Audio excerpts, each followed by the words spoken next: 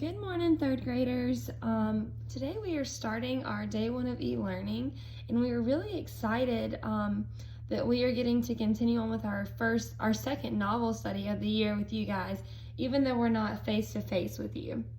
So we wanted to take the chance to record ourselves as teachers reading chapters 1 and 2 for today, so that if you do happen to struggle or you need to figure out a word that you're stuck on, you can follow along with where we're at and just kind of continue on like a shared reading like we do in the classroom. So today I'm going to start with chapter 1.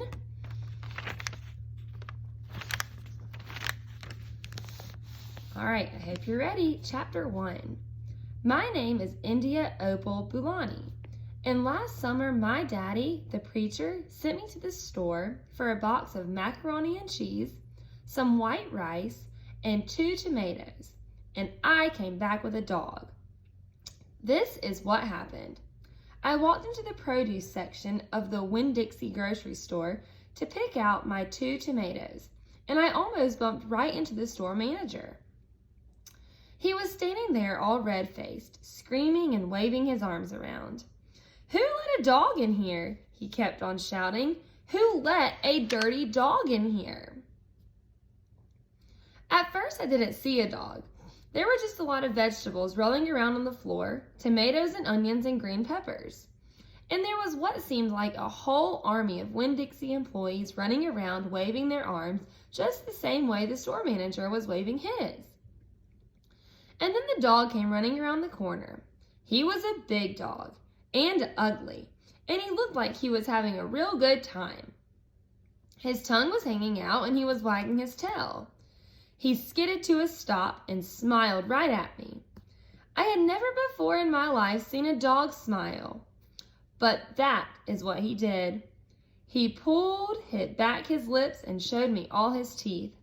Then he wagged his tail so hard that he knocked some oranges off a display, and they went rolling everywhere, mixing in with the tomatoes and onions and green peppers.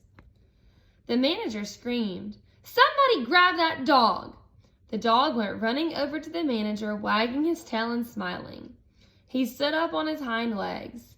You could tell that all he wanted to do was get face to face with the manager and thank him for the good time he was having in the produce department. But somehow he ended up knocking the manager over. And the manager must have been having a bad day, because lying there on the floor, right in front of everybody, he started to cry. The dog leaned over him, real concerned, and licked his face. "Please," said the manager, "somebody call the pound." "Wait a minute," I hollered. "That's my dog. Don't call the pound." All the Winn Dixie employees turned around and looked at me, and I knew I had done something big. And maybe stupid too, but I couldn't help it. I couldn't let that dog go to the pound. "Here, boy," I said. The dog stopped licking the manager's face, put his ears up in the air, and looked at me, like he was trying to remember where he knew me from. "Here, boy," I said again. And then I figured that the dog was probably just like everybody else in the world, that he would want to get called by a name. Only I didn't know what his name was. So I just said the first thing that came into my head. I said, "Here, Winn Dixie." And that dog came trotting over to me just like he had been doing his whole life. The manager sat up and gave me a head stare, like maybe I was making fun of him. "It is his name," I said. "Honest." The manager said, "Don't you know not to bring a dog into a grocery store?" "Yes, sir," I told him. "He got in by my mistake. I'm sorry. It won't happen again." "Come on, Winn Dixie," I said to the dog. I started walking and he followed along behind me as I went out of the produce department and down the cereal aisle and past all the cashiers and out the door. Once we were safe outside, I checked him over real careful, and he didn't look that good. He was big, but skinny. You could see his ribs, and there were bald patches all over him, places where he didn't have any fur at all. Mostly, he looked like a big piece of old brown carpet that had been left out in the rain. "You're a mess," I told him. "I bet you don't belong to anybody." He smiled at me. He did that thing again where he pulled back his lips and showed me his teeth. He smiled so big that it made him sneeze. It was like he was saying, "I know I'm a mess. Isn't that funny?" It's hard not to immediately fall in love with the dog who has a good sense of humor. "Come on," I told him. "Let's see what the preacher has to say about you." And the two of us, me and Winn Dixie, started walking home. All right, guys, that was chapter 1. I hope you enjoyed it as much as I did. I haven't read this book in a while, so I think it was really exciting to see her discover the dog. And I also think it's very interesting that she calls her father the preacher. Hopefully something about that will unfold later on. All right, we're going to move on to chapter 2. If everyone wants to get turned to that page.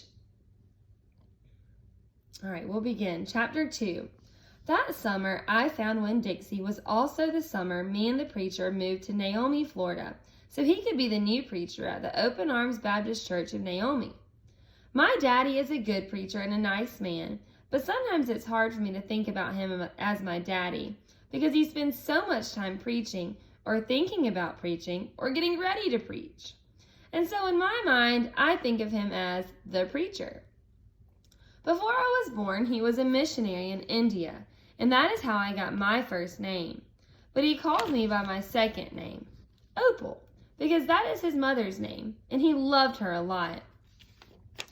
Anyway, while me and Winn Dixie walked home, I told him how I got my name, and I told him how I just moved to Naomi. I also told him about the preacher, and how he was a good man, even if he was too distracted with sermons and prayers and suffering people to go grocery shopping. But you know what? I told Winn Dixie, "You are a suffering dog, so maybe he will take to you right away. Maybe he'll let me keep you." Winn Dixie looked up at me and wagged his tail. He was kind of limping, like something was wrong with one of his legs. And I have to admit, he stunk. Bad. He was an ugly dog, but already I loved him with all of my heart. When we got to the Friendly Corners trailer park, I told Winn Dixie that he had to behave right and be quiet, because this was an all-adult trailer park, and the only reason I got to live in it was because the preacher was a preacher, and I was a good, quiet kid.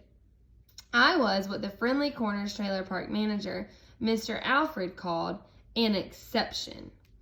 And I told Winn Dixie he had to act like an exception too. Specifically, I told him not to pick any fights with Mr. Alfred's cats or Miss Detweller's little yappy Yorkie dog, Samuel. Winn Dixie looked up at me while I was telling him everything, and I swear he understood. "Sit," I told him when we got to my trailer. He sat right down. He had good manners. "Stay here," I told him. "I'll be right back." The preacher was sitting in the living room working at the little fold-out table.